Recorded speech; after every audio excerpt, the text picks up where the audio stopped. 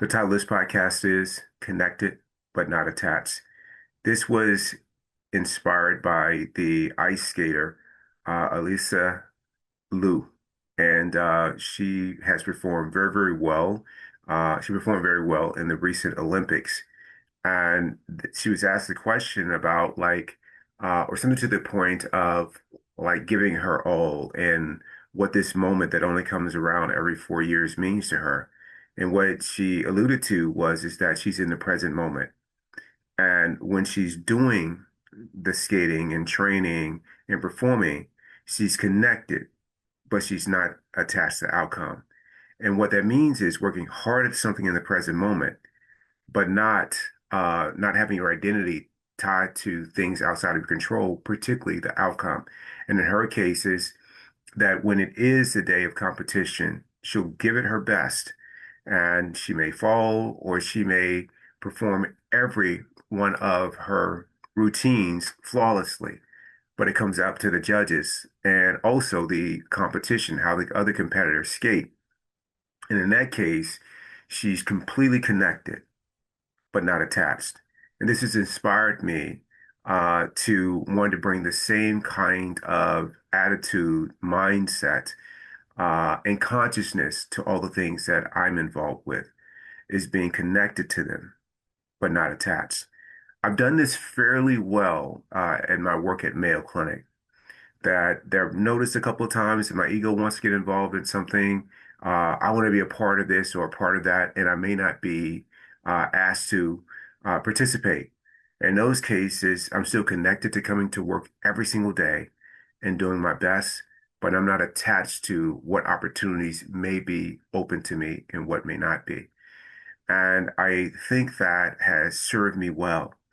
An area where I could still use some practice is most recently I invited a friend to come and work out with us. And the way that Keith 1.0 rolls is that if you make a commitment to something, my expectation, whether it's been expressed or not, is that you will keep your commitment. And this happened this week. The person assured me several times that they would be there, and they weren't there. They didn't show up. They didn't call after when I reached out to them to make sure they were okay. They didn't apologize for missing it. They didn't even mention it. And I could feel myself closing. I could feel myself pulling back. And it was nothing that they did. They just didn't show up.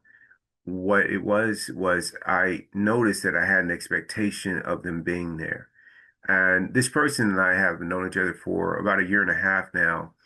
And over that time, they've gotten glimpses. And I've actually said, hey, listen, we were counting on you to be at pickleball. And you didn't let me know you weren't coming. So the groups aren't even. We can't play doubles, the traditional way. And so I was able to let those things go. But this time, that was not the case. And so there is some intelligent action to take here, but not to take it now. I need to pause and wait until none of this bothers me, that my heart remains open to this person. And that intelligent action would be to choose not to invite them to things that just not to invite them on certain things. Certain things to definitely include them on, but certain things not to include them on. An example would be if you travel quite a bit and the person you ask to pick you up is always late or is a no-show. Now, you can keep an open heart to this person, but you probably won't ask them to come back and pick you up again. You will make other arrangements. And the same thing here. For this case, my heart will remain open, but I will just not invite this person to come back to that. But I don't want to take that action until I've gotten on the other side of that. So this is a good example of being connected to the person but not being attached to whether or not they do things that they have committed to. And if I want to have that kind of relationship with them to where we do keep commitments, then just recognize that they may or may not do it. And if they do it, great. And if they don't keep the commitment, then that's my practice of learning how to handle that.